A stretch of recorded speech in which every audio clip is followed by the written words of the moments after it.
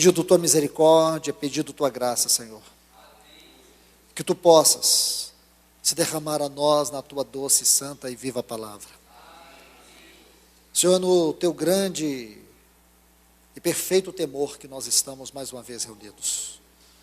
Abra, Senhor, o céu sobre nós, derrama a chuva da tua palavra e rega o nosso coração, Senhor. No nome do teu Filho Jesus, nós oramos. Amém. Meus queridos em Cristo, eu quero compartilhar com vocês uma palavra acerca do poder destruidor da nossa carne. Poucos dias o Senhor trouxe ao meu coração esta palavra e foi algo que edificou muito a minha vida e que tem sido para mim uma grande e solene advertência. Quero poder ajudar vocês. Eu creio que,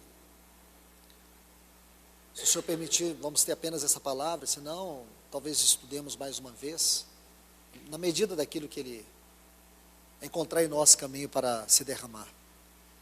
Porque sabemos que toda a questão de tristeza, angústia, desespero que reside em nós, tem como consequência a nossa carne. A nossa carne é a causa de toda tristeza, de toda angústia, de toda decepção, de toda frustração, de todo desânimo. Nós vamos encontrar sempre na nossa carne a explicação para as lutas que nós enfrentamos, para as nossas quedas, nossas fraquezas. Um detalhe, irmãos, é que nós temos que aprender de uma vez por todas que a nossa carne não converte. Muitos cristãos demoram a entender isso. Eles não sabem explicar por que, embora sendo salvos, lavados pelo sangue de Cristo Jesus, tendo já experimentado o novo nascimento, o pecado é algo que ainda está presente na sua carne. Por isso eu desejo, com a ajuda do Espírito Santo, ajudar os irmãos a ver este assunto. Porque eu sei que somente o Espírito Santo pode abrir o nosso coração. E vocês vão ver como, pela palavra de Deus, este assunto é sério. Este assunto é de extrema seriedade. Nós vamos usar como pano de fundo a história dos amalequitas. Porque você sabe que este povo, biblicamente falando, eles representam a carne. A Bíblia usa essas figuras de linguagem. A Bíblia nos adverte, mediante essas figuras de linguagem, acerca de princípios espirituais. O Velho Testamento é uma chave para nós entendermos o Novo Testamento. O que encontramos no Velho Testamento é a sombra, é a tipologia, mas no Novo Testamento nós encontramos a realidade. Então, meus amados irmãos e irmãs em Cristo, vamos buscar o primeiro texto na Bíblia, onde nós vamos encontrar o surgimento desta palavra, Amaleque. É Gênesis capítulo 36, versículo 12. Se você nunca escreveu isso, eu gostaria de te encorajar a escrever. Quando uma palavra, você consegue encontrá-la pela primeira vez na Bíblia, preste muita atenção, porque ali se estabelece o seu princípio. Eu vou repetir. Quando você estuda uma palavra, e você a encontra mencionada na Bíblia pela primeira vez, preste muita atenção, porque ali você vai encontrar o seu princípio. Então aqui está a primeira ocorrência da palavra Amaleque na Bíblia. Preste atenção. Tímina era concubina de Elifaz, filho de Esaú, e ela lhe deu à luz a Amaleque. Aparentemente, nós temos aqui só uma pequena biografia de Saul. Ou talvez podemos dizer uma pequena parte da genealogia de Esaú. Mas preste atenção, porque quando você vem no versículo 10, diz, são esses os nomes dos filhos de Esaú, O Espírito Santo coloca detalhes para nós, na sua palavra. E nós precisamos prestar atenção nesses detalhes. Porque se queremos estudar Amaleque, temos que saber que Amaleque é um descendente de Esaú. E quem é Esaú? Nós sabemos que Esaú é um dos filhos de Isaac. Mas o que a Bíblia quer nos falar de Esaú? O que espiritualmente significa Esaú? Então, mais uma vez, se você gosta de anotar, anote isto. Abra sua Bíblia em Hebreus capítulo 12, porque agora você vai ver um princípio para começarmos a compreender o que espiritualmente significa Amaleque. Hebreus capítulo 12, versículo 16 diz: nem haja um fornicador ou profano, talvez você encontre na sua Bíblia impuro ou profano. Então não haja um impuro ou profano como Esaú, que por uma única refeição vendeu sua primogenitura. Então, irmãos, veja que o nosso texto principal é Gênesis, capítulo 36, versículo 12. Mas o Espírito Santo vai usar este texto aqui para mostrar para nós as raízes de Amaleque. Porque Amaleque tem suas raízes em Esaú. Espiritualmente, quem é Esaú? Então aqui esse texto vai dizer, foi aquele fornicador ou impuro e profano, que vendeu. Eu quero que você preste atenção em 3 palavras aqui, nesse texto de Hebreus. A palavra impuro, profano e essa última aqui, vendeu. Porque ela é muito significativa. Porque elas juntas vão formar um quadro que vão definir para nós aquilo que espiritualmente significa Amaleque. Não somente Esaú, mas Esaú é a raiz de Amaleque. O assunto de Amaleque na Bíblia é muito interessante. Então, queridos, preste atenção. Quando você estuda esta palavra aqui, impuro, é a palavra pornos, de onde vem pornografia. Fala de uma pessoa que pratica atos imorais. É a palavra que descreve para nós uma pessoa que tem um caráter imoral. Então, Esaú era uma pessoa que tinha um caráter imoral. Depois, preste atenção nessa outra palavra aqui, profano. O termo aqui é aquele que deturpa a santidade. O sentido dessa palavra no original é aquele que deturpa a santidade, ou as coisas sagradas. Agora veja a última palavra, vendeu. O sentido dessa palavra não é negócio, não é alguém que vendeu algo porque ele queria obter uma outra coisa. O sentido dela no original não é isto. Então, esta palavra vendeu é uma infeliz tradução do termo no original. O sentido do termo no original é alguém que desprezou algo sagrado em troca de outra coisa. Então, o sentido aqui é mais de uma troca, isto é, porque eu tenho algo que eu não tenho interesse, e assim eu desfaço dele desprezando-o. Este é o sentido da palavra no original. Então você vê que cabe muito bem aqui o contexto profano, porque ele foi aquele que desprezou algo sagrado. Porque a primogenitura era uma dádiva sagrada. O primogênito, ele tinha o direito do sacerdócio. O primogênito, ele tinha direito à porção dobrada. E o primogênito tinha direito do reino. Então o reino, o sacerdócio e a porção dobrada eram as bênçãos que constituíam a primogenitura. Isso diante de Deus, isso são coisas naturais, do ponto de vista da espiritualidade daquele tempo. Mas o valor espiritual da primogenitura era algo muito elevado diante de Deus. Então, queridos, preste bastante atenção, porque o Espírito Santo está abrindo a revelação para nos fazer entender o que é Amaleque. Agora nós podemos voltar e entender aos poucos o que é Amaleque. Então, até aqui vocês já sabem, Amaleque é uma figura da nossa carne. E nós sabemos que a carne, ela é uma natureza pecaminosa caída. Quando você estuda a carne, é a natureza pecaminosa, caída.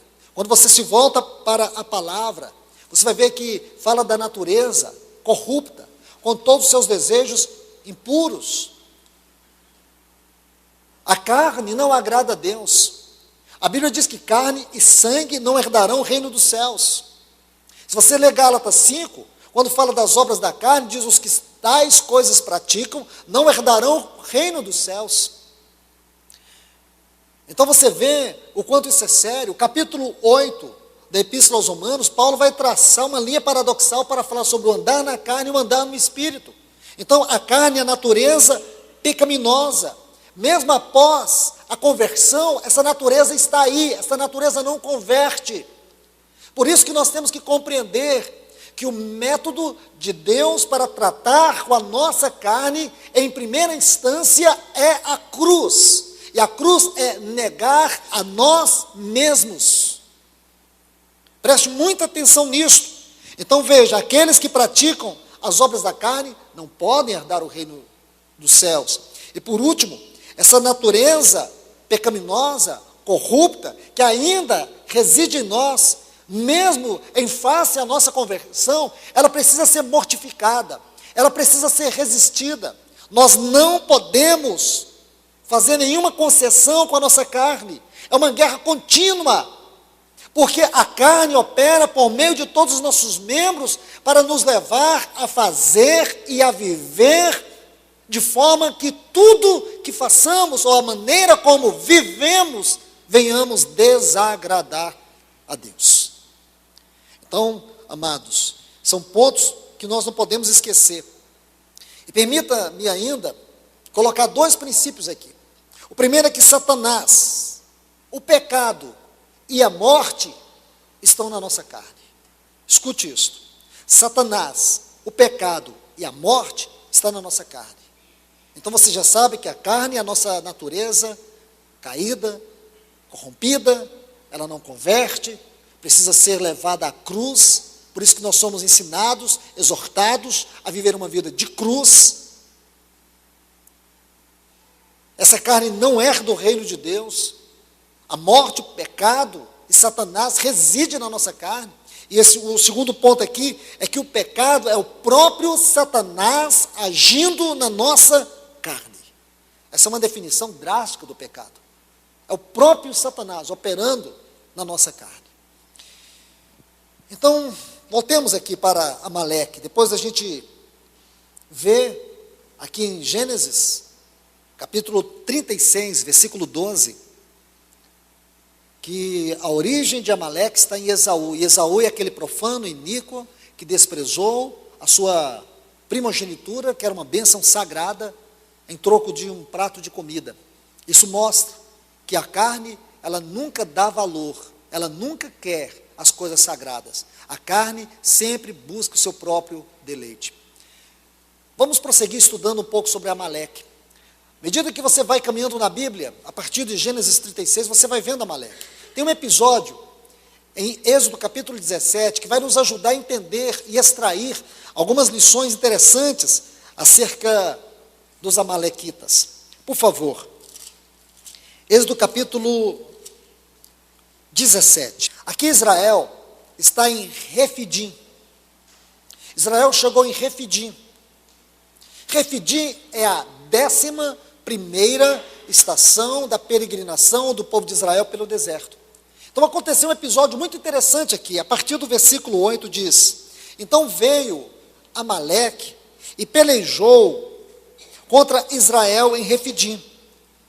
Irmãos, nós temos que prestar atenção nos detalhes, porque aqui parece que foi apenas mais uma batalha que o povo de Deus teve que enfrentar. Mas não veja por esse ângulo. Tem um detalhe que nós temos que analisar com maior cuidado. Então disse Moisés a Josué: escolhe-nos varões e sai para a peleja contra Amaleque. Amanhã estarei sobre o cume do outeiro e a vara de Deus estará em minha mão. Preste atenção nos detalhes. A vara de Deus estará em minhas mãos.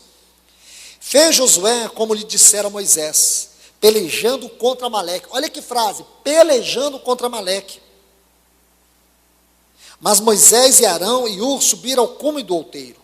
Acontecia que quando Moisés levantava sua mão, Israel prevalecia, mas quando ele abaixava sua mão, prevalecia Amaleque. Olha, Preste atenção, prevalecia Israel, prevalecia Amaleque. Que luta é esta?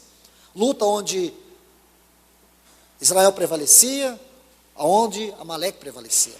Se você estuda Israel, espiritualmente, irmãos, qual é o significado de Israel? É aquele que prevalece com Deus. O que significa Israel espiritualmente falando? Aquele que prevalece com Deus.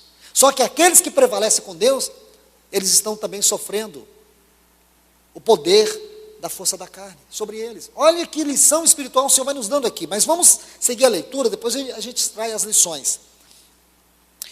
Porém, a mão de Moisés, versículo 12, se cansavam. Por isso, tomaram uma pedra e a puseram debaixo dele, e ele assentou-se sobre ela. E Arão e Ur sustentavam-lhe as mãos, estando um de um lado e o outro do outro. Assim sustentaram as mãos até o pôr do sol. Josué desbaratou Amaleque e o seu povo ao fio da espada.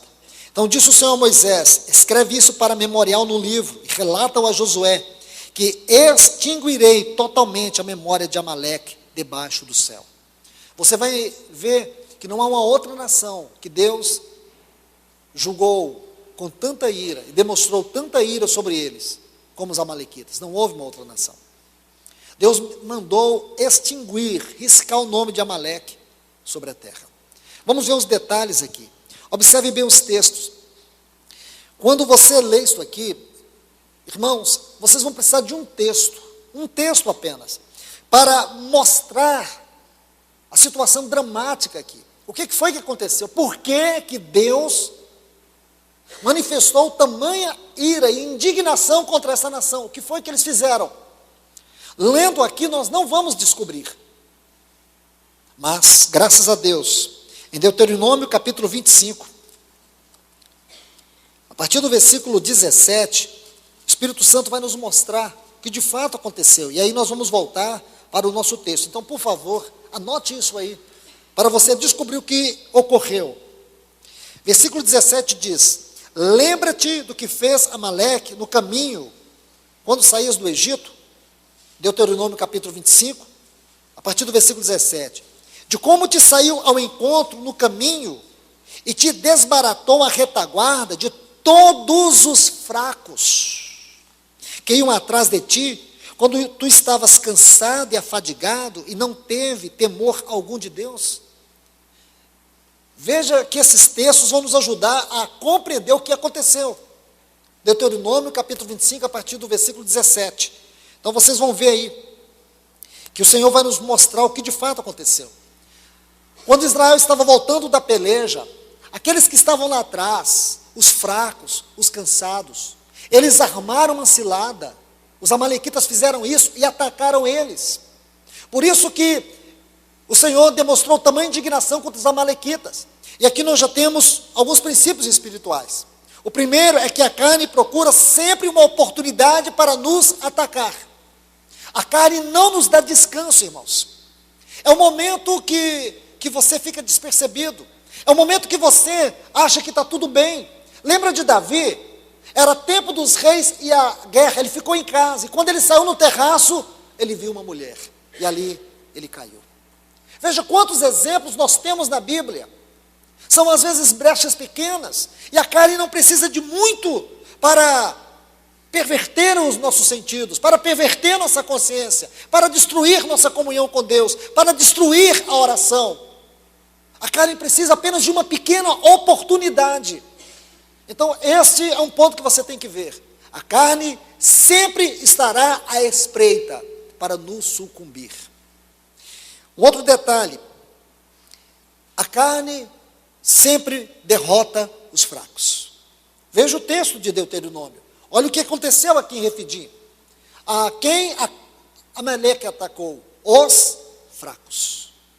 Então, meu irmão, minha irmã, muitas vezes nós ficamos culpando tantas coisas e tantas pessoas por sermos fracos. Nós não temos o direito de sermos espiritualmente fracos. Você pode perder uma batalha numa área e em outra, mas não desista. Sabe por quê? Porque você não deve perder, é a guerra. É a guerra. Levante-se, o Senhor quer te fortalecer. O Espírito Santo habita em você. Ele quer te reerguer, Ele quer te restaurar, Ele quer te renovar, Ele quer te encher, Ele quer te capacitar para você vencer esse gigante que está na tua carne te derrotando. E quem a carne quer atacar? Os fracos. Sobre quem ela quer prevalecer? Sobre os fracos. Então este é um ponto que nós vamos ver aqui. Mas, irmãos, aqui em Êxodo, capítulo 17, nós temos algumas lições. Veja, por favor, olha o versículo 10. Olhe bem, fez Josué como Moisés lhe dissera, e pelejou contra Amaleque. Aqui nós temos a primeira lição: lute contra a carne. Não faça concessão para ela, não brinque com ela, não alimente ela. Meu irmão, minha irmã, deixa eu lhe falar isso novamente. Não alimente, tenha consciência que você está travando uma luta contra você mesmo. O maior inimigo que você tem não está no inferno. O maior inimigo que você tem está na sua própria carne. Essa carne que não foi crucificada, porque Satanás já está vencido, mas nossa carne não. Por isso nós precisamos da cruz. Paulo disse: não vivo eu, Cristo vive em mim. Sabeis, pois, Romanos 6, versículo 6, ele diz: sabeis, pois, que foi crucificado o nosso velho homem. Esse nosso velho homem, ele fala deste corpo da nossa carne. Sabeis, pois, que foi crucificado esse velho homem. A nossa carne foi crucificada com as suas paixões. Mas, irmãos, nós temos que ver que da carne, do poder dela, nós não fomos perdoados, nós fomos perdoados dos nossos pecados. Da carne nós temos que ser libertados. Entende? O que o Senhor nos oferece na sua cruz é a libertação do poder da carne. E para que eu e você experimentemos isso, nós temos que entender o que é viver uma vida crucificada com o Senhor Jesus. Como está em Gálatas 2:20, não vivo eu, Cristo vive em mim. Estão vendo? Então aqui você vai ver que Josué, ele travou uma batalha contra Amaleque. Nós estamos nessa batalha. Essa batalha de todo dia, de todo tempo. Não para. É dentro de você, é fora de você. São os seus pensamentos, são os seus atos, são suas atitudes. A todo momento, a todo tempo, Satanás lança um dardo inflamado na tua mente, no teu pensamento. A todo momento surge uma situação exterior, mas a reação é provocada no nosso interior. Ele está a todo tempo procurando levar-nos a entristecer o Espírito de Deus que habita em nós. E ele faz isso mediante o quê? Mediante a nossa carne. A carne não dá sossego, irmãos. Então, o primeiro ponto que o Senhor quer que nós olhemos aqui na sua palavra é que tem uma batalha ocorrendo e nós temos que lutar. Veja o versículo 11. Quando Moisés levantava a mão, Israel prevalecia. Quando, porém, ele abaixava a mão, prevalecia Amaleque. Então veja, essa atitude aqui de Moisés levantar a mão, fala da oração. Porque se você pegar esse mesmo termo aqui no hebraico, levantava, está vendo aqui no versículo 11, levantava, esse mesmo termo. E você for para Gênesis, capítulo 14, versículo 22, aquela experiência de Abraão, quando ele foi lutar contra aqueles reis. E aqueles reis, de certa forma, também falam desses inimigos que nós enfrentamos. Seja o mundo, a carne, o diabo, são os nossos inimigos. Aqueles 4 reis, eles prefiguram o mundo, a carne, o diabo, a morte espiritual. Tudo isso nós temos que lutar. Você está entendendo? Então, nesse exato momento, o versículo 22 diz: mas Abraão lhe respondeu: levanto a mão ao Senhor, o Deus Altíssimo, que possui os céus e a terra. Está vendo? Então, essa atitude é uma atitude de oração. Então, sabe qual é a segunda questão que nós temos que ver aqui? É que primeiro temos que ter consciência que estamos numa batalha e temos que lutar. Você não pode acomodar, você não pode fazer concessão, porque é todo dia, todo tempo e toda hora. Então você tem consciência disso? Então agora, olha o que o Senhor nos mostra: oração. Se você é fraco na oração, você é fraco contra a sua carne. Se a oração não é algo vivo e real para você, então a carne já te dominou. E a carne sabe como nos enganar, porque ela pode se tornar uma carne religiosa. A carne religiosa, ela tem a máscara que camufla os reais perigos. Nós achamos que está tudo bem. Mas você vê que você não é autêntico, não é forte quanto à palavra. A palavra não é uma coisa presente, você não tem fome da palavra. Você não tem fome na oração.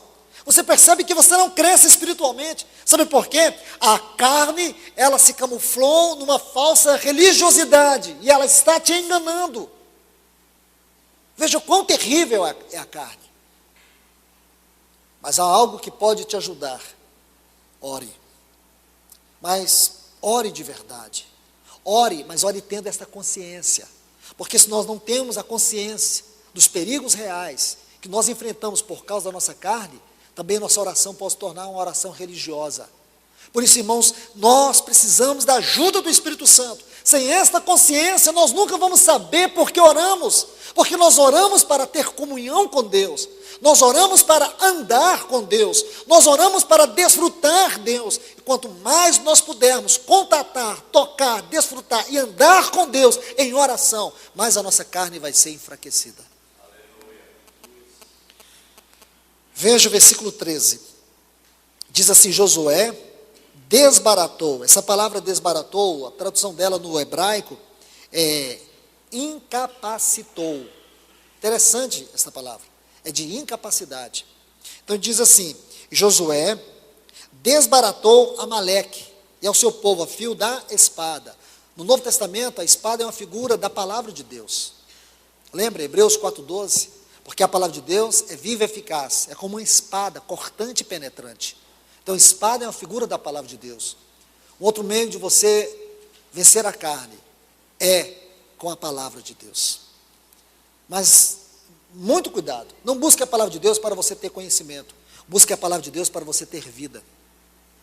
Porque quando você busca a palavra de Deus para ter conhecimento, aí a carne vai ficar mais sofisticada. A carne vai ficar muito mais sofisticada. O intelectualismo pode ser uma obra da carne na nossa vida. Porque a carne, irmãos, não é tudo que é ruim na nossa vida, não. É tudo que é de bom também. A gente vai ver isso mais à frente. Veja o perigo da carne. Então nós temos que buscar a palavra de Deus, e você tem que buscar a palavra de Deus porque você tem necessidade dela. O salmista disse assim: escondi a tua palavra no meu coração para não pecar contra ti. Se nós somos fracos com relação à vida da palavra, então a carne é muito forte na nossa vida.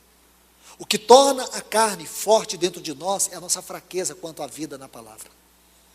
O que nos faz vencer ou incapacitar, porque o tema aqui é muito claro, o que torna a carne ineficaz na nossa vida é a eficácia da palavra, porque a palavra de Deus é viva e eficaz. Ela é cortante e ela é penetrante. Então, ela tanto corta aquilo que não é de Deus, como ela penetra para fazer a obra de Deus. Então, você vê que coisa linda. E diz que Josué venceu, pelejou, tornou incapaz Amaleque ao fio da espada. Então, por favor, veja que isso é muito interessante.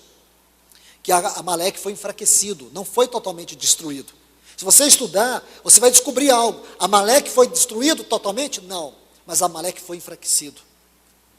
Irmãos, nós não vamos conseguir destruir, isto não, nós não vamos conseguir destruir o poder da carne na nossa vida. Mas se não vamos, então por que nós estamos ouvindo essa palavra? Nós temos que torná-la enfraquecida. A carne e a sua força só será eliminada de nós quando acontecer aquele extraordinário milagre de 1 Coríntios, capítulo 15, a partir do versículo 50. Quando ele diz que esse nosso corpo corruptível for revestido pela incorruptibilidade e em nós será tragada a morte pela vitória. Então o que nós temos que fazer? Com a exortação do Senhor, é que nós venhamos enfraquecer a força da carne pelo poder da oração e da palavra. Então estão vendo duas chaves para você enfraquecer a carne: o poder da oração e o poder da palavra. Vamos para um outro exemplo e extrair algumas lições. Aqui, irmãos, em 1 Samuel, capítulo 15, eu creio que este exemplo vai nos ajudar de maneira extraordinária. 1 Samuel, capítulo 15, no versículo 3, versículo 3, o Senhor diz assim para Saul: Saul é o rei de Israel. Vai, pois, e fere Amaleque. Agora, olhe bem, e destrua tudo que tem, e não te compadeças dele. Irmãos, olha essa frase: não te compadeças, porque é imperativo. Sabe o que o Senhor está dizendo para nós aqui, em termos espirituais? Não tenha dó da tua carne. Não tenha dó. Percebe? Não tenha dó da tua carne. Matarás homens, mulheres, meninas e tudo mais. Agora veja bem, essa foi a ordem de Deus. Então Saul saiu com o exército de Israel e foi exterminar Amaleque. Mas, veja o que aconteceu. Samuel chega, a partir do versículo 10. Então veio a palavra do Senhor a Samuel dizendo: pesa-me haver posto por rei a Saul, porque deixou de me seguir e não cumpriu minhas palavras. Essas são as palavras do Senhor para Samuel. Entristeceu-se Samuel e clamou ao Senhor toda aquela noite. Então Samuel vai ter com Saul, porque Deus está dizendo para ele: eu estou triste por ter colocado Saul como rei. Versículo 12, madrugou Samuel para encontrar-se com Saul pela manhã, e avisar a Samuel dizendo: Saul veio ao Carmelo, e eis que está erigindo um monumento, e deu a volta, e passou adiante, e desceu em Gilgal. Veio, pois, Samuel a Saul, e este lhe disse: bendito sejas tu do Senhor, e eu cumpri a palavra do Senhor. Olha a carne religiosa. Samuel então disse: que balido de ovelhas e mugido de vacas é esse que ouço com meus ouvidos? Saul respondeu: de Amaleque. Trouxeram-nos, porque o povo perdoou o melhor das ovelhas. Olha essa frase: o melhor. O melhor. E das vacas, para sacrificá-lo ao Senhor teu Deus. Mas as demais coisas destruímos. Irmãos, aqui nós temos que deter um pouco, porque o pecado de Saul foi deixar o melhor de Amaleque. O que é Amaleque? É a carne. O que ele poupou? O melhor da carne. Irmãos, esse é o nosso grande perigo, o nosso grande risco. É que a gente acha que tem coisas boas em nós. Nós achamos que temos boas virtudes. Nós achamos que temos uma moral elevada. Nós achamos que temos um bom conhecimento. Nós achamos que somos bons ou que temos algumas coisas boas em nós. A Bíblia diz: em mim, Paulo diz em Romanos 7, em mim não habita bem algum. Até o bem que eu acho que é bom em mim pode se tornar um mal diante do Senhor. Porque nossa vida tem que ser vivida na experiência de viver Cristo. Irmãos, não tem nada em mim, não tem nada em você que pode agradar a Deus. A única coisa em nós que pode agradar a Deus é Cristo. Por isso que Cristo é a nossa vida. A única vida que em sua totalidade agradou a Deus é a vida de Cristo. Então não tem nada em nós que é bom. A Bíblia diz que até a nossa justiça é como trapo da imundícia. Percebe? Isso não é chocante? É. A Bíblia é radical quando o assunto é carne. Então veja, ele deixou o melhor, ele deixou com vida o melhor. Irmãos, tudo aquilo que nós achamos que é o melhor e nós queremos oferecer para Deus é morte. Você acha que você tem alguma coisa boa para oferecer para o Senhor? É morte. Se você quer oferecer alguma coisa para o Senhor, primeiro morra, deixa que a cruz trate com você. Porque somente aquilo que procede da morte é que agrada a Deus. Sabe o que foi que agradou a Deus? Foi a morte de Cristo. Porque quando aquele grão de trigo caindo na terra, ele não ficou só. Ele voltou, e quando ele voltou, ele produziu muitos frutos. João 12, 24. Se o grão de trigo caindo na terra não morrer, fica ele só. Mas se morrer, produz muito fruto. Então o que agrada a Deus? Aquilo que passar pela morte. Lembra de Isaac? Isaac era uma dádiva para Abraão. Que alegria era Isaac para Abraão. Mas Isaac não tinha passado pela cruz, não tinha passado pelo altar. Você vai ver que a vida de Abraão tinha 4 altares. E cada um daqueles altares representava um avanço espiritual na vida dele. Significava que toda a vida de Abraão era caracterizada por altar. Mas ele tinha algo que ele amava muito e não tinha passado pelo altar, pela cruz. Espiritualmente falando é isso. E este era Isaac. Mas um dia Deus disse para ele: toma teu filho, teu único filho, vai até o monte Moriá e me oferece esse sacrifício. Pensa, porque Isaac não tinha passado pela cruz, foi isso que Deus exigiu de Abraão. Irmãos, tudo que é nosso, tudo em nós que não tiver passado pela cruz é Amaleque, é morte, é destruição. Então sabe o que Saul fez? Poupou o melhor. Que perigo é esse, irmãos? Você achar que você tem coisa boa, se você não é capaz de colocar na cruz aquilo que você julga que é bom, então você está cultivando a força da carne para poder te destruir. Isso um dia pode te destruir, pode te matar espiritualmente falando, pode tirar todas as suas forças. Você sabe o que significou para Saul não matar, não destruir, não exterminar Amaleque? Foi um prejuízo incalculável, tanto para ele como para o povo de Israel. Quando você estuda o livro de Esther, você descobre que tinha uma agagita, chamado Amã, que era um homem muito importante no palácio do reino da Pérsia, e ele elaborou um plano para exterminar o povo de Deus da face da terra.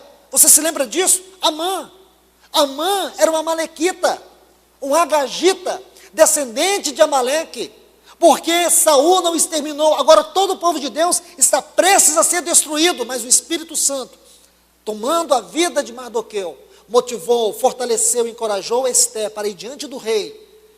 E aí, aquele Amã, ele foi desmascarado. Então você vê, irmãos, quando você estuda o livro de Esté, você vai ver o andar no Espírito e o andar na carne. Você vai ver o lugar da carne e o lugar da vida no Espírito. Mardoqueu, ele tanto prefigura o Espírito Santo como aquele que anda no Espírito. E Amã nos fala da carne, com toda a sua sutileza, com toda a sua força. Preste atenção nisso, porque é sério, irmãos. Isso é sério para a minha vida, para você, para todos nós. Então veja aqui pela palavra, alguns princípios muito importantes, porque quando diz que ele poupou o melhor, isso tem algo para nos falar. Deus tem algo aqui que ele quer nos falar. O nosso bom também pode ser carne. O nosso bom pode ser um perigo real. O nosso bom, aquilo que você julga que é bom, aquilo que você acha que nisso você não precisa converter porque está perfeito diante de Deus, isso pode ser a carne camuflada. Não confie em você mesmo, não deposite sua confiança em você mesmo. Deixa o Senhor trabalhar, te quebrantar, levar você a ter uma vida rendida diante dEle. Porque, irmãos, a carne é dissimulada, a carne ela camufla, a carne nos engana. Você vai ver tantos exemplos na palavra de Deus, é carne. Por mais que você julgue que é bom, é carne. Avance comigo mais um pouco, vamos ver o quanto existe de carne às vezes em nossa vida. Veja o versículo 22 aqui, olha o que Samuel diz para Saul: compraz o Senhor tanto em holocaustos e sacrifício, quanto em que se obedeça suas palavras? Certamente, obedecer é melhor que os sacrifícios. O atender, isto é, atender a voz de Deus, é melhor do que as gorduras e os carneiros. Então, veja, a obediência tem muito mais valor do que atos devocionais. Escute isso. A obediência tem muito mais valor do que a pregação da palavra. Tem muito mais valor do que qualquer outra coisa que você faça que julgue espiritual. Nossa, mas o irmão foi lá para o outro lado do mundo pregar o evangelho. O que adianta pregar o evangelho se não é obediente? O que adianta a gente adorar se não somos obedientes? O que Deus quer? Deus quer que eu entregue minha vida a Ele. E assim eu digo: olha, irmãos, eu entreguei toda a minha vida ao Senhor, Ele pode fazer o que Ele quer. Irmãos, não é isso que Deus quer. Deus não quer que eu vá pregar o evangelho para outros povos. A primeira coisa que Deus quer é que eu obedeça, que essas outras coisas têm que fluir de uma vida de obediência. Estão vendo? A primeira exigência de Deus para o homem é que o homem lhe obedeça. A raiz de todo pecado é a desobediência. Por isso que você vai ver a vida do Senhor Jesus. Ele foi um servo obediente. Toda a sua vida foi caracterizada pela obediência. Tudo o que ele fez, ele não fez de si mesmo, ele fez pelo Espírito de Deus em sua própria vida, que o habitou e o capacitou a fazer a vontade do Pai. Quando ele foi morrer por nós, ele diz: Pai, não faça a minha vontade. Olha, mas a vontade dele não era morrer por nós? Era, mas ele nem isso mesmo ele quis. Imagine, quando ele foi morrer por nós, ele orou lá no Getsemane 3 vezes: Pai, faça a tua vontade. Aí vem uma pergunta sutil: mas não era a vontade dele morrer? Era, mas nem mesmo isso ele quisera. Ele se entregou totalmente em obediência à vontade do Pai. Você sabe o que é viver a vida de cruz? A vida de cruz é obediência a Deus. Isso é vida de cruz. Isso aqui é vida de cruz. É você negar a si mesmo. Isso é vida de cruz. Então veja quantas sutilezas rondam o nosso coração. E às vezes coisas boas. Alguém aqui é contra pregar o Evangelho? Não. Alguém aqui é contra alguma prática devocional? Não. Mas a Bíblia diz que Deus não está primeiramente interessado em sacrifício, mas em obediência. Porque nós podemos, irmãos, ter uma carne religiosa, uma carne que sabe pregar, que sabe cantar, que sabe fazer tantas coisas boas, uma carne que sabe fazer filantropia, que sabe tantas coisas boas. É uma carne religiosa, mas Deus não quer sacrifício, Deus quer obediência. Obediência. Sacrificar dessa forma é muito fácil, irmãos. Quantas pessoas estão pregando o Evangelho hoje, mas não é em obediência a Deus? Por isso que diz Mateus 7,21, nem todos que me dizem Senhor, Senhor, entrarão no reino dos céus. Mas quem vai entrar no reino dos céus? Aqueles que fazem a vontade do Pai. Muitos me dirão naquele dia: Senhor, porventura não temos nós pregado em Teu nome? Em Teu nome não temos expulsado demônios? Ele diz assim: e eu lhes direi explicitamente: apartai-vos de mim os que praticam iniquidade. Iniquidade ali não é pecado, é quebra de princípio, é desobediência. Porque a chave para você entender esse texto é fazer a vontade do Pai. Esse é o oposto. Então você pensa que realizar todas essas coisas é o que Deus quer de nós? Essas coisas têm que ser consequência da nossa vida de obediência. A consagração não reside no fato de nós fazermos algo para Deus, mas em primeiro lugar, em obedecê-lo. Muitas vezes obedecer, irmãos, não é do jeito que você acha que tem que ser, é do jeito que Deus fala, é da maneira como Ele exige. Isto é muito sério, muito sério. Uma coisa boa em nós pode ser uma carne camuflada. Agora, preste atenção, irmãos, que no capítulo 28, aqui de 1 Samuel, nós temos uma sequência disso, e vai nos trazer algumas lições. Veja, capítulo 28, aqui nós temos Saul vivendo o seu declínio final. Desde o versículo 13 diz assim: Samuel já havia morrido. Então Saul entra em desespero, ele entra em colapso. Porque os filisteus, que é uma figura do poder do mundo, está agora prestes a destruir Israel. 1 Samuel, capítulo 28. Então, a partir do versículo 13, a gente vai lendo isso. Mas deixa eu me deter apenas em alguns textos específicos, para que a gente possa ganhar tempo. Então, o cenário todo é este. Se você ler o versículo 13 e 4, você vai ter esse cenário. O grande exército dos filisteus está prestes a devastar Israel. Aí diz: quando Saul, versículo 5, viu o acampamento dos filisteus, primeiro, teve medo.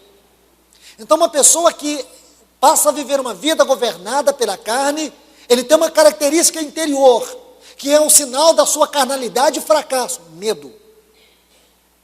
Lembra do Salmo de número 27, quando o salmista diz assim: o Senhor é a minha luz, a quem temerei? Ele está dizendo isso. O Senhor é a minha salvação, de quem eu vou ter medo?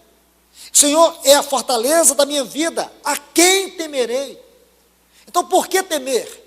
Então, o medo, esse medo que reside lá dentro, toma conta da nossa mente, que destrói a nossa fé, a nossa segurança, que nos coloca em depressão, que começa a agir na nossa carne de dentro para fora, que nos traz uma terrível insegurança, é fruto do domínio da carne. Então, coloque esse salmo aí, Salmo de número 27, versículo 1, um outro texto que vai ajudar vocês. 1 João, capítulo 4, versículo 18, diz: o amor lança fora todo medo. Todo medo. E diz: antes o perfeito amor lança fora todo medo. Porque o medo, ele produz temor, ele produz angústia, ele produz amargura.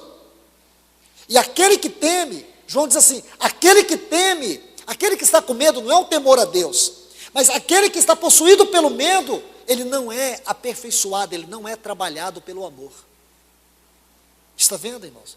Então que medo é esse? Esse é o medo fruto do domínio da carne em nós. Aí você vai ver um outro detalhe, versículos 7 a 15. Então Saul disse aos seus criados: buscai minha mulher que tem espírito de adivinhação, para que eu vá consultá-la, e por meio dela pergunte. E seus servos lhe responderam: eis que há uma mulher em Endor, que tem espírito de adivinhação. Se você for lendo até o versículo 15, você vai ver algo aqui. Uma pessoa governada pela carne, consequentemente, ela não anda no espírito. O que significa que essa pessoa ela passa a ser subjugada por espíritos enganadores. Uma pessoa governada pela carne, ela fica suscetível a manifestações de engano operada pelo diabo. Então você vê quão terrível é você deixar de andar no espírito e andar na sua própria carne. Você vê o que aconteceu com este homem era um ungido do Senhor. Este homem era uma expressão de autoridade e governo de Deus na terra. Este é Saul. Mas este homem, ele não venceu a carne. Este homem recusou a palavra de Deus. E ele poupou o melhor dos amalequitas. Isso aqui é uma figura para nós. Irmãos e irmãs, pelo amor de Deus, preste atenção em tudo isso. Veja o que o Senhor está falando a nós nesta hora. Veja o que o Senhor está falando para nós sobre os perigos que rondam a nossa vida, se nós não subjugarmos a carne pelo trabalho da cruz. Se nós não formos aos pés do Senhor e lançar ao Senhor todo o nosso ser e dizer: Senhor, trabalhe pela tua palavra, trabalhe pela tua cruz, destrua em mim tudo aquilo que é bom, tudo aquilo que eu julgo que é bom dentro de mim, não sobre nada, para que a carne não venha me governar. Então você está vendo agora o que o Espírito Santo vai mostrar? Que este homem, que um dia era uma expressão de governo de Deus na terra, agora está sendo enganado por espíritos malignos. Vamos mais ainda. 2 Samuel capítulo 1, versículo 1 a 8. E aqui, irmãos, tem um ponto muito importante que eu queria que vocês observassem com muito cuidado. 2 Samuel capítulo 1. Diz assim: aconteceu que, depois da morte de Saul, voltando Davi da derrota dos amalequitas, isso aqui é um outro assunto que nós não estudamos, mas se você for estudar esse assunto de Davi derrotando os amalequitas, você vai ver como a força da carne procura destruir nossa família. Então não é o assunto agora, porque foi isso que aconteceu. A família de Davi foi levada pelos amalequitas. Mas preste atenção nisso. No terceiro dia sucedeu que veio um homem do arraial de Saul, com suas vestes rotas e com terra sobre a sua cabeça, e chegando a Davi, prostrou-se em terra e fez reverência. Perguntou-lhe Davi: de onde vens? Ele respondeu: escapei do acampamento de Israel. Davi lhe disse: o que aconteceu? Rogo-te que me digas. E ele respondeu: o povo fugiu da batalha, e também muitos do povo caíram e morreram, também Saul e Jonatas e seu filho morreram. Disse Davi àquele jovem que lhe dava as novas: como saber que Saul e Jonatas, seu filho, estão mortos? Agora observe. O jovem que lhe dava as novas respondeu: casualmente, cheguei ao monte Gilboa, e achei Saul que estava apoiado sobre sua lança. E vi atrás dele carros e cavaleiros. E olhando ele para trás, viu-me e chamou-me, e disse-me: eis-me aqui. Perguntou: quem és tu? Eu respondi: sou amalequita. Ele tornou a dizer: rogo-te que lance sobre mim e me mates, porque se apoderou de mim a angústia, pois toda a minha vida ainda está em mim. Então lancei-me sobre ele e o matei. Quem foi que matou Saul? um amalequita. Irmãos, aqui é o último ponto. Veja, quando você é subjugado pela carne, existe um outro ponto, lá no versículo 6, aqui do capítulo 28, que eu não coloquei, mas só para vocês observarem. Olha o versículo 6. Diz assim, eu vou voltar aqui, depois eu concluo rapidamente. Ele diz assim, capítulo 28, versículo 6. Saul consultou o Senhor, mas o Senhor não lhe respondeu. Então, este é um ponto que ficou faltando, eu quero só acrescentar. Quando a carne te domina, suas orações não são respondidas. Quando você anda na carne, as orações não são respondidas. E por último agora, então primeiro, nós temos aqui orações não respondidas. Depois, ser subjugado pelo Espírito, por espíritos enganadores. E depois, tomado por medo. Mais ainda, destruído pela carne. Aquele que Saul um dia não venceu, agora vai destruí-lo. Quem matou Saul? Um amalequita. Irmãos, isso não é sério? Um dia o Senhor disse para ele, destrói Amaleque, ele não destruiu. Então, nessas duas ilustrações, o Espírito Santo quer nos mostrar algo tão sério acerca da carne. Aquele que anda na carne não agrada a Deus. Aquele que anda na carne não satisfaz a vontade de Deus. Por isso, irmãos, nós somos chamados para andar no Espírito e jamais satisfazer os desejos da nossa carne. Se desejamos, se almejamos ter uma vida cristã vitoriosa, não vamos permitir que a carne tenha qualquer liberdade em nossa vida. Eu estou dizendo isso, irmãos, porque essa tem que ser a nossa busca de todo o tempo. Vivemos uma luta, naturalmente falando, desigual nessa terra. Você percebe que as trevas, elas cobrem essa terra. A todo momento, a todo lugar onde você vai, você vê como que o inimigo, ele lança dados para tentar te destruir. Dados para poder te corromper. Por isso nós necessitamos de uma vida cheia do Espírito. Por isso que nós necessitamos andar no Espírito. Porque a única forma de nós vencermos o poder da carne em nossa vida é andarmos no Espírito. Se nós não andamos no Espírito, a carne domina. Se a carne encontra caminho, ela não para. Escute, a carne não para. Aonde você abriu brecha para ela, ela entrou com a sua força, com o seu engano, com as suas artimanhas, ela vai procurar prevalecer. E veja que o objetivo da carne é nos destruir. Percebe? Nos destruir. Essa é uma palavra séria.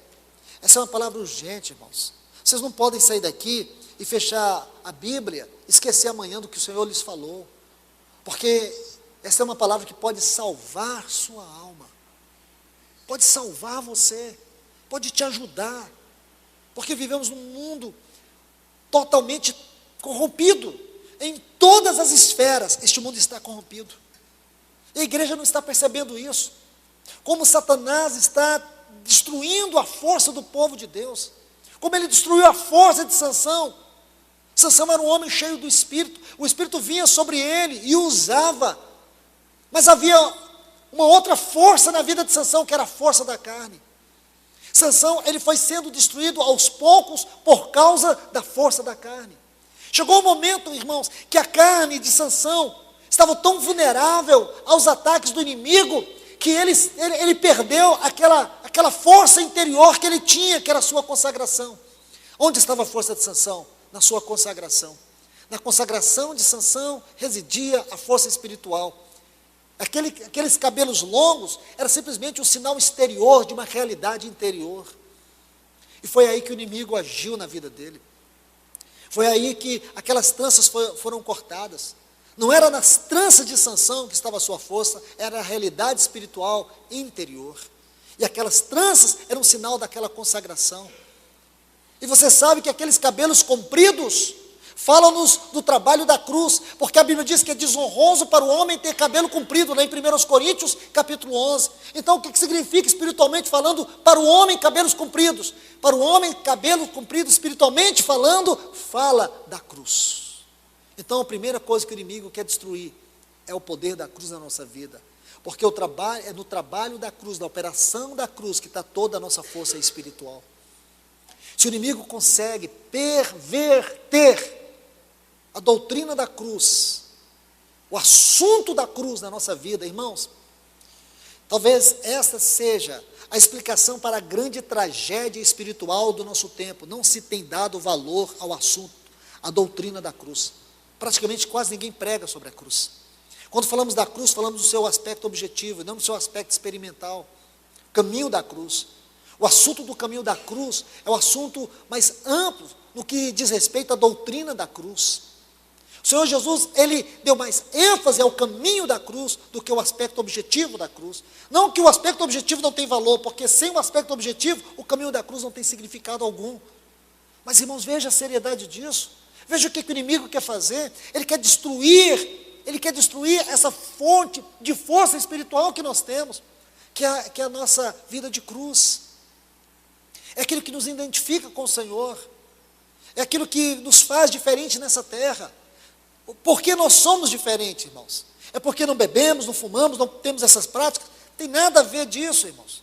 Porque você pode não fazer nada disso e não ter a realidade da vida espiritual em você. O que nos torna diferentes nessa terra é a nossa identificação com o Senhor, é a nossa identificação com o Senhor na sua morte, como disse Paulo aos Filipenses no capítulo 3, que ele desejava se identificar com o Senhor na sua morte. Ser achado em Cristo. Isto é realidade espiritual. A grande decadência do nosso tempo é justamente essa, irmãos. É porque nós estamos desprezando a obra da cruz. E porque estamos desprezando a obra da cruz, a carne tem tido muita força no nosso meio. A carne tem tido muita força na vida das pessoas. Porque estamos esquecendo que existe uma luta que está sendo travada a todo tempo. Nós não tomamos consciência. E por isso, irmãos, nossa mente tem sido tomada por tantas coisas, as pessoas não sentem temor de ver tantas coisas, de alimentar sua mente com tantas coisas impuras. Por que não tem temor? Porque a carne está no domínio. E sabe o que vai acontecer? Um dia ela vai te destruir. Um dia ela vai acabar com você, porque ela já tirou suas forças. Você quer ver uma prova? Como é a sua vida de oração? Como é o seu relacionamento com Deus na oração? Como que é o seu relacionamento na palavra? Não é essa leitura religiosa, não me venha com essa leitura religiosa. Como é a vida dessa palavra em você? Quando você olha para essa palavra, você é movido pelo temor de Deus? Você é movido pela vida dela? Você se sente constrangido com ela? Quando você toca essa palavra, você sente muito mais que ela toca você? Então comece por aí, irmãos. Comece a ver a oração, comece a ver a palavra. Veja o quanto temos sido deficientes nesses dois pontos que para mim são fundamentais. É isso que nos livra da religiosidade. É isso que nos livra desse cristianismo de consumo. É isso que nos livra de uma vida cristã periférica. Por que as pessoas vão em culto hoje? Elas vão lá atrás de bênção, não é? Reúnem para ter bênção. Reúnem porque querem algo de Deus, mas não reúnem porque Deus é a única coisa que elas querem. Por isso que a Bíblia diz que Deus revelou os seus caminhos para Moisés, os seus feitos aos filhos de Israel. Então veja a diferença de Israel e Moisés. Porque Moisés conheceu Deus, conheceu os seus atos governamentais, mas Israel, no seu todo, só vivia murmurando. 10 vezes eles murmuraram contra Deus. Por quê? Porque eles se relacionaram com Deus pelas coisas que Deus fazia e não por quem Deus era. Estão vendo, irmãos? Nós temos que pedir que o Espírito Santo nos ajude a sondar o nosso coração, para nos revelar o quanto do poder da carne reside dentro de nós, e como nós precisamos ser radicais, como nós precisamos buscar, com a ajuda do Espírito Santo, força na oração, força na palavra, para que tenhamos uma vida espiritual vigorosa, para que sejamos fortes espiritualmente falando, para que possamos fortalecer os nossos irmãos. Satanás, irmãos, ele não brinca. Então, você vê quando Pedro confrontou Ananias e Safira, ele disse assim: como vocês deixaram Satanás entrar no vosso coração? Sabe por que Pedro disse aquilo? Porque ele experimentou aquilo na própria carne. Lembra quando Jesus disse para ele: arreda-te de mim, Satanás? Depois ele disse assim: Pedro, Satanás requereu peneirar você como um trigo. Então ele sabia o que era aquilo, irmãos. Ele sabia o que era experimentar a força de Satanás na própria carne. Onde ele disse para Ananias e Safira, lá em Atos 5, como vocês permitiram Satanás entrar no vosso coração? Estão vendo a seriedade, irmãos? Veja que expressão mais terrível.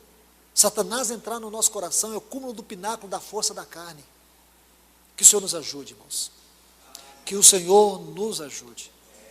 Que essa não seja só uma palavra de exortação, mas de encorajamento, de consolo, de levar você mais perto do Senhor, de te ajudar em áreas que você sente que você não está vencendo, áreas que você percebe que você é deficiente, áreas que você talvez vê que você não é deficiente, mas áreas que você acha que você é muito forte. Paulo diz, aquele que está em pé, cuidado que não caia, está vendo? Então nós temos que ser guardados em tudo, irmãos.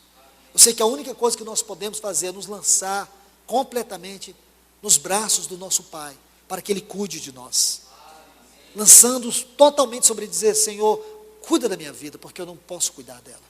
Vê, Senhor, todo o caminho mau que existe dentro de mim, guia-me pelos teus caminhos, me ajude, Senhor. Irmão, nós temos que orar e pedir para o Senhor, Senhor, me ajude a depender só de Ti, não de mim. Irmãos, que o Senhor nos ajude, que a sua palavra opere um grande milagre em nossa vida, nessa noite, neste lugar. Que Deus os abençoe.